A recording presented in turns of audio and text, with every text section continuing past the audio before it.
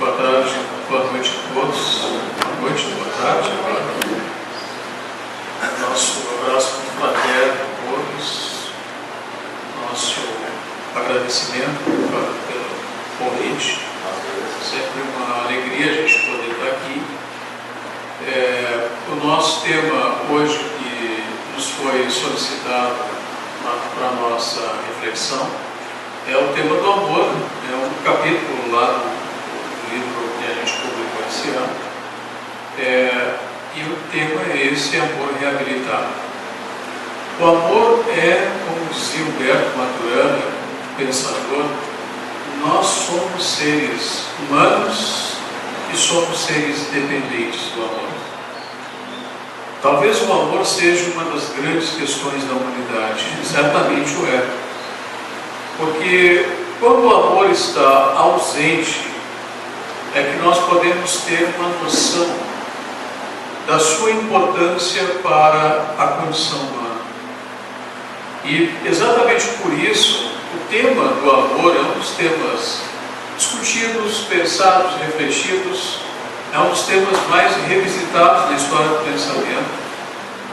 E por ser exatamente um tema que vem sendo discutido, revisitado, debatido desde as civilizações antigas, é que nos leva a pensar que a gente ainda precisa pensar exatamente muito sobre a questão do amor. Tentar entendê-lo dentro do que é possível compreendê-lo. Às vezes é comum uma criança, um filho pequeno, perguntar o que significa o amor, né? Amar e tal, e os pais dão uma resposta ao filho, uma resposta mais imediata, mais rápida a respeito disso, dando a impressão que nós, os adultos, enfim, sabemos de fato o que é o amor. E na verdade nós estamos ainda dentro de um processo de entendimento a respeito do que seja esse sentimento. Experimentação de entendimento mesmo a respeito do que seja o amor. Eu me recordo, para a gente poder começar então a pensar sobre isso, assim, trazendo algumas ideias, eu gostaria de me reportar um livro escrito na Grécia clássica, por um pensador, filósofo grego na Grécia, chamado Platão.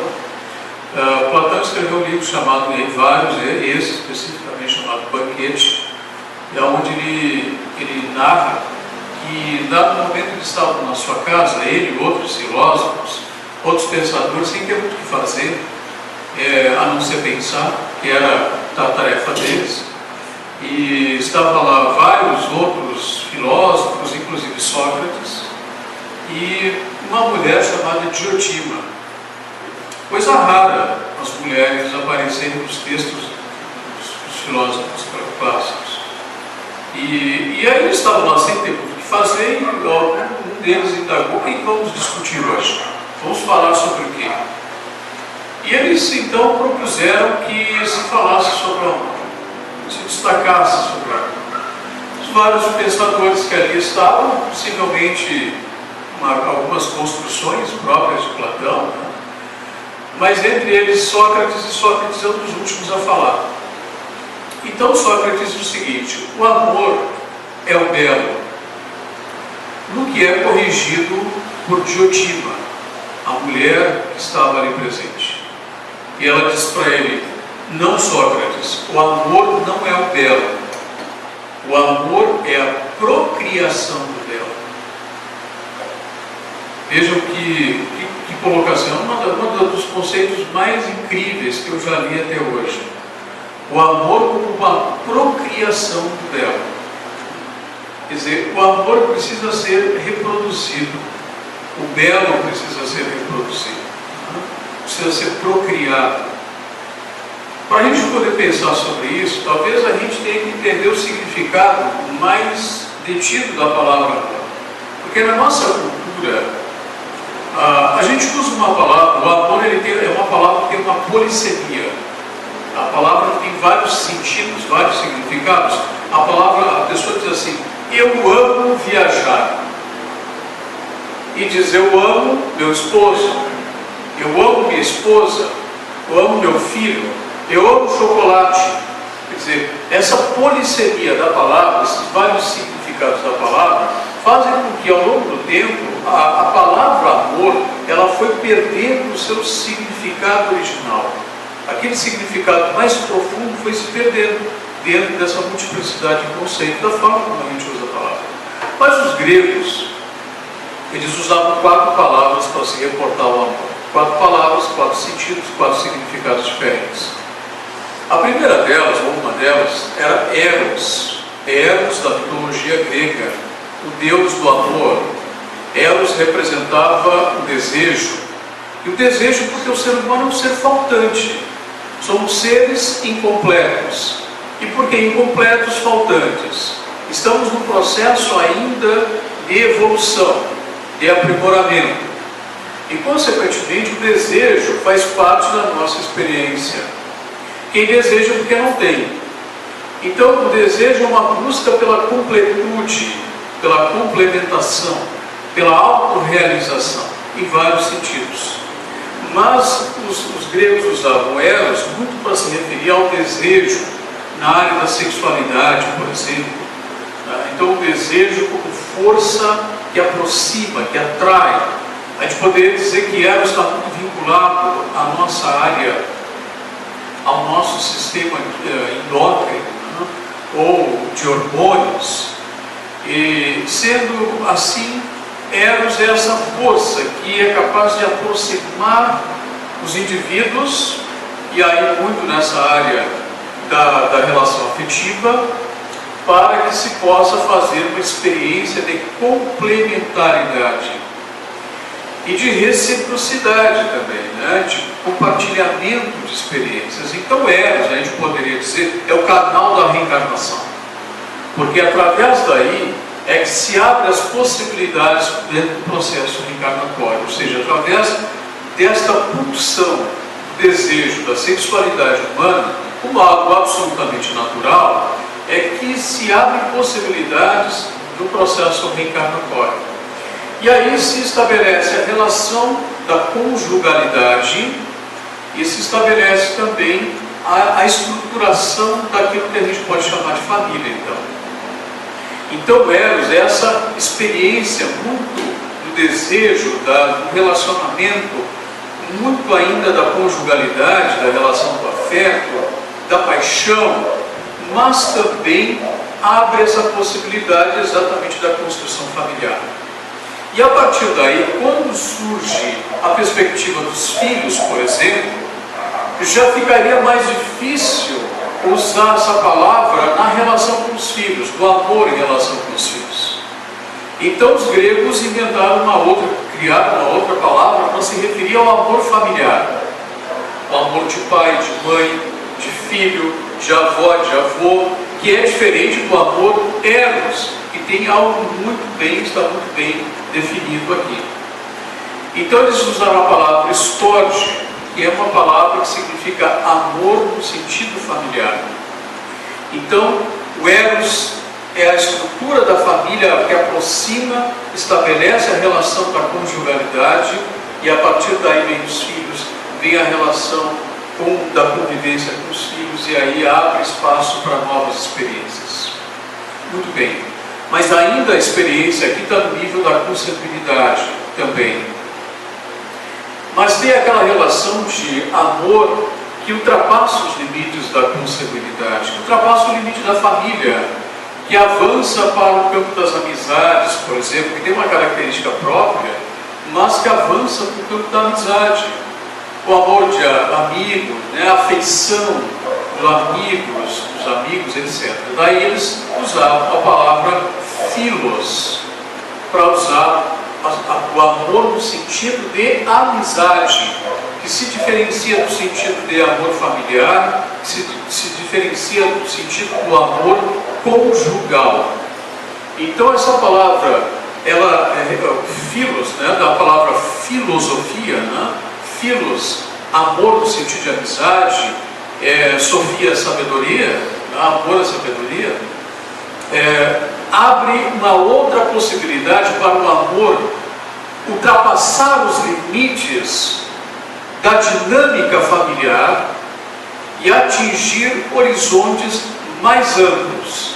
Agora, não é mais só o amor da conjugalidade, da atração, da paixão, não apenas o amor da relação familiar, mas um amor que se espraia mais amplamente para um leque de amizades. Mas ainda haveria uma quarta palavra que poderia expressar um outro tipo de amor, que hoje a gente fala bastante e ainda é um amor tão frágil dentro da sociedade que nós vivemos, embora essas outras manifestações do amor às vezes também parecem estarem tão frágeis, né? O próprio Zygmunt Bauman, um sociólogo polonês, que fez um diagnóstico muito interessante da sociedade contemporânea.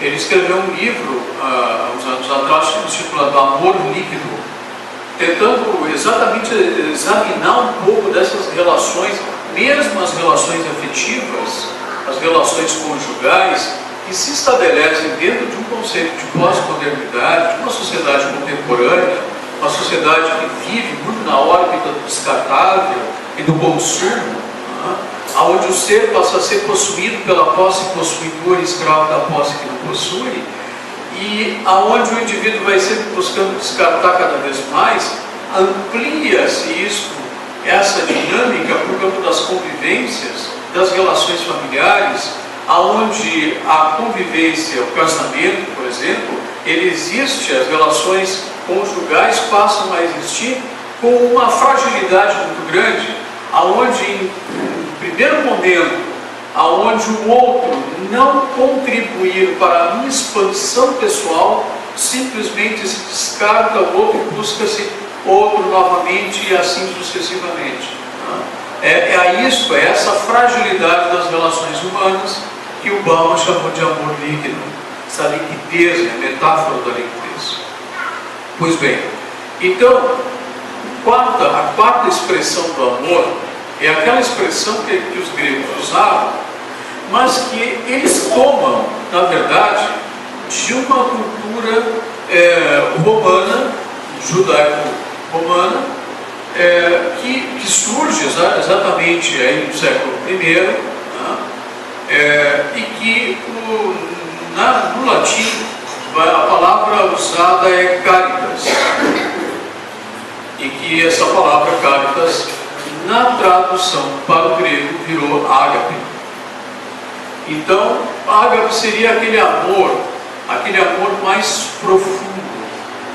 É um tipo de expressão de amor que ele transcende a dinâmica conjugal, a dinâmica familiar, as relações de amizade.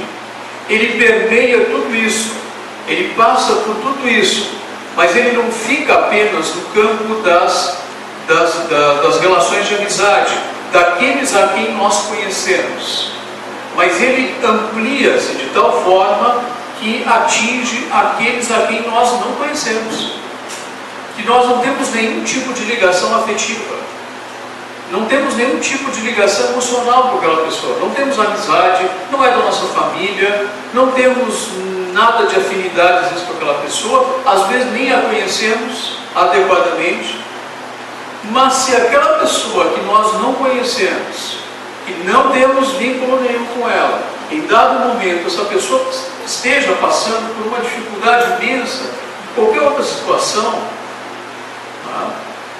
muitas vezes vai despertando uma sensibilidade, entre aspas, oculta, que dormitava no nosso íntimo, para que esta sensibilidade clame a nossa consciência, para que nós possamos ir ao encontro desta pessoa, que está em algum momento, em alguma situação, precisando de ajuda. Ajuda às vezes não só materialmente falando, mas às vezes emocionalmente também. Não com o sentido necessariamente de ajudar, de ter a pretensão de ajudar no sentido de resolver o problema da pessoa, mas ir ao encontro já é um grande passo, tá? Porque às vezes o ajudar implica um outro contexto. Então, essa palavra caritas, que para nós significa caridade, ela surge a partir do século I com a figura de Jesus de Nazaré. Os gregos, Jesus não foi o primeiro que falou sobre o amor, é bom que se diga isso, tá? Os gregos já haviam falado muito antes de Jesus sobre a questão do amor. Mas Jesus apresenta, pela primeira vez na história do pensamento humano, um sentido de amor diferente que os gregos não tinham falado. Os gregos se referiram a outras expressões do amor, mas esse amor ao próximo, nesse sentido, como colocado por Jesus, os gregos não tinham abordado, não tinham adentrado mais profundamente nessa abordagem, tá? Então, quando Jesus apresenta a ideia, né, o resumo de todos aqueles princípios que fizeram parte do judaísmo da sua época, né, daqueles vários tantos mandamentos e tal, ele disse: olha, vamos simplificar, não no sentido de vamos simplificar, mas não no sentido de diminuir a importância, né? Não é tornar simplista, mas simplificar no sentido de condensar a ideia e dizer: olha, o princípio básico é o seguinte: amar a Deus acima de todas as coisas e o próximo como a si mesmo. Ou seja, nesta frase, que é uma frase muito lapidária e talvez uma das frases muito citadas e talvez muito pouco entendidas e talvez menos ainda praticada, a gente tem o núcleo dessa frase é uma palavra, que é a palavra amor. Esse é o núcleo da frase. E quando a gente parte então para pensar sobre isso, né, claro que aqui daria para a gente pensar só sobre essa frase, né, mas enfim, essa frase implica uma outra oportunidade da gente poder refletir mais sobre ela. Mas a base aqui é o amor. O amor como uma possibilidade, como uma experiência mais profunda, que nós estamos ainda desenvolvendo, experienciando mesmo. Nós ainda estamos no processo de gestação do amor, né? Dentro do nosso próprio ainda inacabamento, né? A gente está ainda no processo de aperfeiçoamento.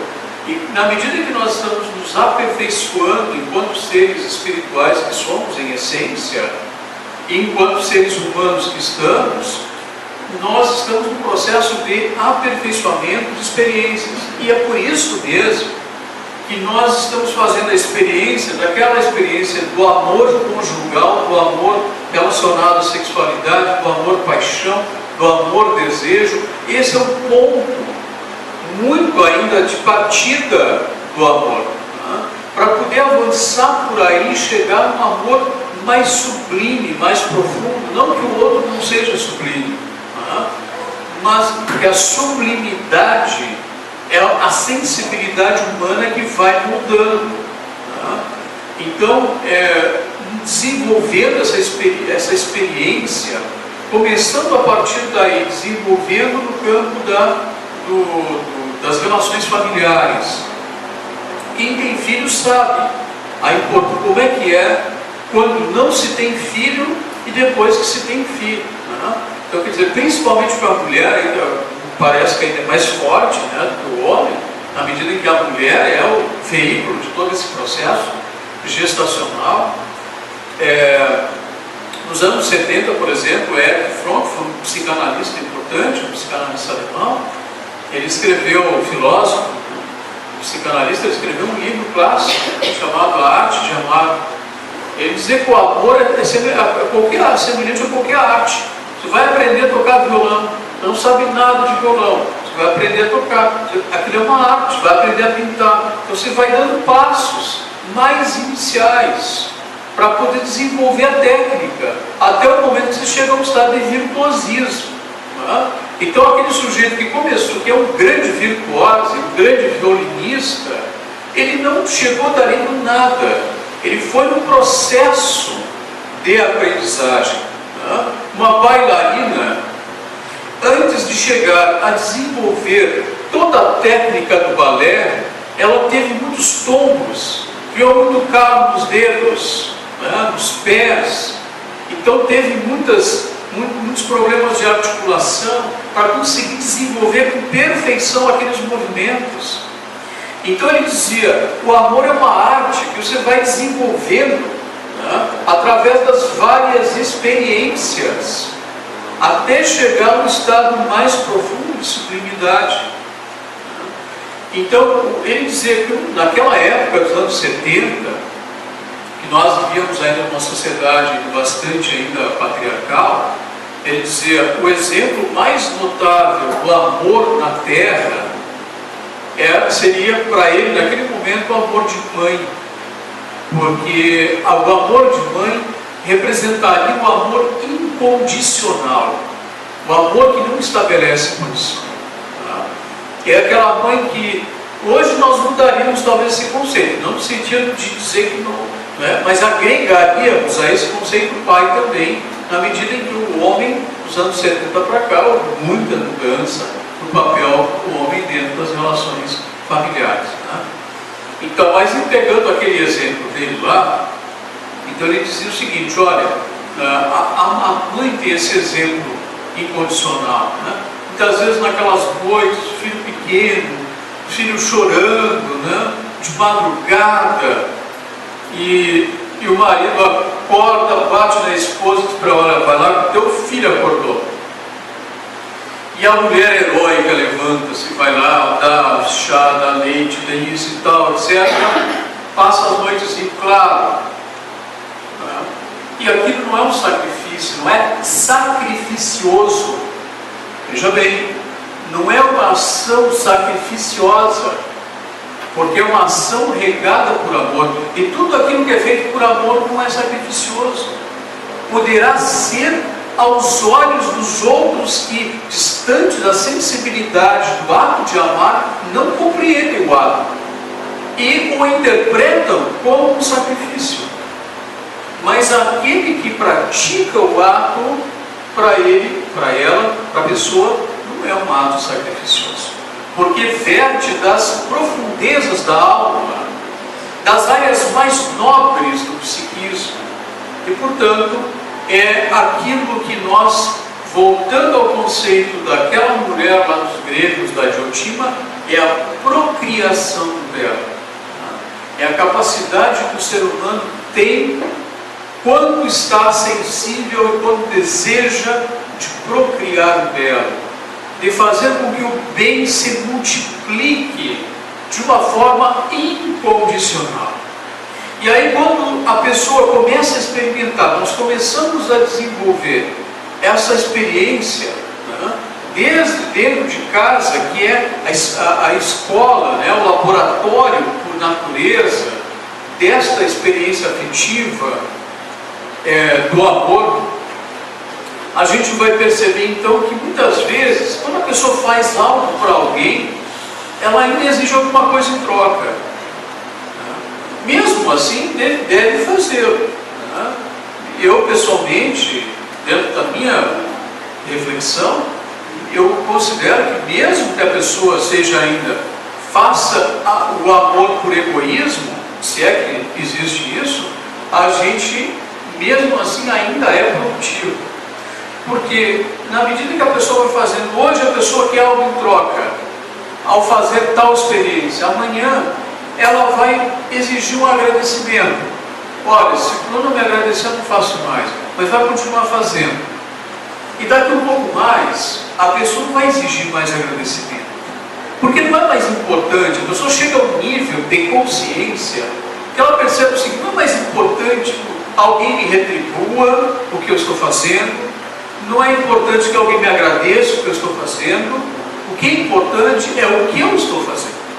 Isto é o mais importante. Tá?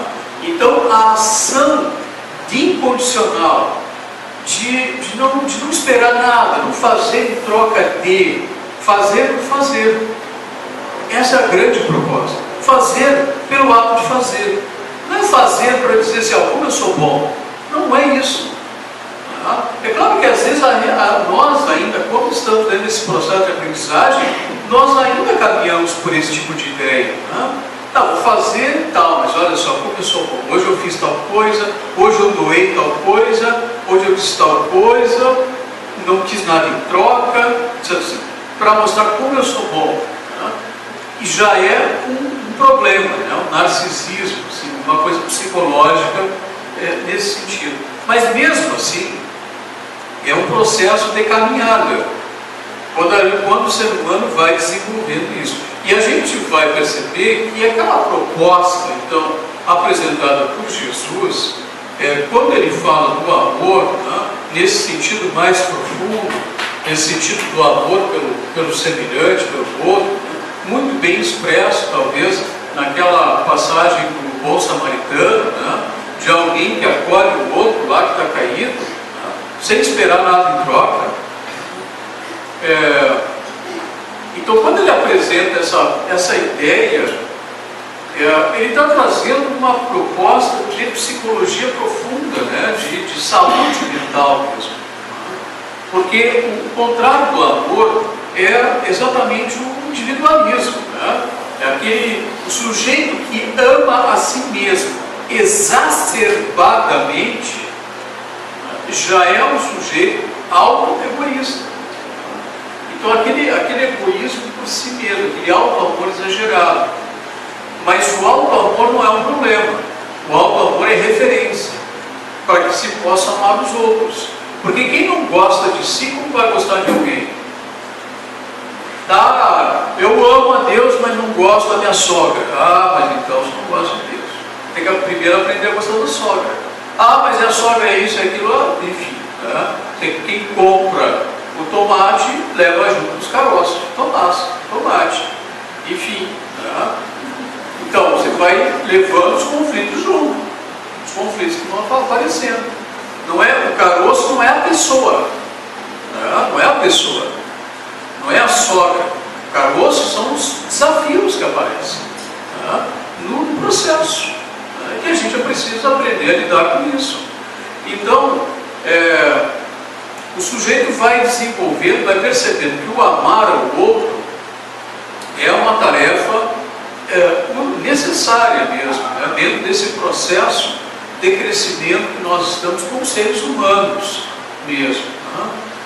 E por isso talvez a gente possa entender aí, para a gente finalizar, que o amor ele não seja um sentimento isolado, um sentimento separado dos demais.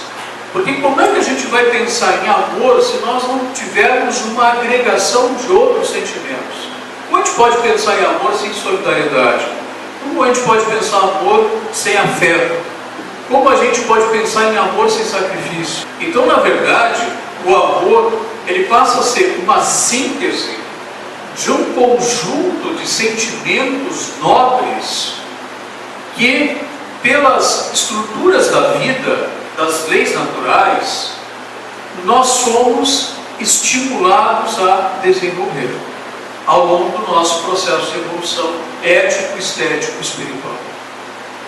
Então, talvez exatamente por isso é que nesta época que a mensagem de Jesus ela está mais próxima, pelas tradições, pelas representações que existem a respeito do Natal, e que todas são importantes, porque de alguma forma nos estimulam essas reflexões, nos parece que a humanidade nesse período ela fica meio contagiada, pelo menos a humanidade do mundo ocidental tem uma influência maior dos ensinamentos de Jesus.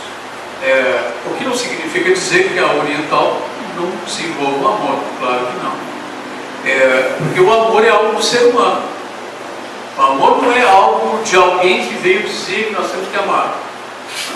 O amor é algo do ser humano, está íncito dentro da nossa estrutura psíquica. Os que vieram nos falar sobre isso vieram para nos estimular, e Jesus foi um deles. e veio nos estimular a pensar, exatamente pensar no amor, porque o amor está vinculado à felicidade. Dá para a gente pensar o amor se a gente não conectar o amor com a felicidade. O amor, o ato de amar, o ato de se doar, o ato de ser solidário, o ato de ser afetuoso, o ato de ser respeitoso, isto gera, ser honesto, né, ético, isto gera felicidade, porque gera uma consciência pacificada. E segundo o Livro dos Espíritos, na questão 922, um dos aspectos da felicidade é uma consciência pacificada. Você não tem como ser feliz sem uma consciência pacífica, né? Esteja uma harmonia, sem sentir. O que é uma consciência pacífica? É não sentir culpa e nem ressentimento, tá? Porque esses dois sentimentos são os que nos afastam. Então, a culpa está relacionada ao passado, o ressentimento também. Ou podemos relacionar também ao futuro os medos. Mas enfim, aí já é uma outra história. Mas de qualquer forma, então o princípio do amor apresentado por Jesus, relembrado ao longo do tempo, por outros tantos, né, é uma proposta absolutamente fundamental para a gente poder, nesse período agora, nos deixarmos envolver por esta mensagem, por esta motivação, para que a gente possa ter um olhar mais tranquilo sobre nós mesmos, para que esse olhar construído e amadurecido sobre nós mesmos, ele possa se voltar para o outro, que é semelhante e é dessemelhante a nós, e que a partir daí, voltados para nós e para o outro, e mais integrado dentro da estrutura da natureza, possamos estar, nesse sentido, amando a Deus. Porque quem não ama aqueles a quem vê, como amará aquele a quem não vê? Então, o princípio básico apresentado por Jesus é esse. Nesse sentido, talvez, a partir dessa proposta,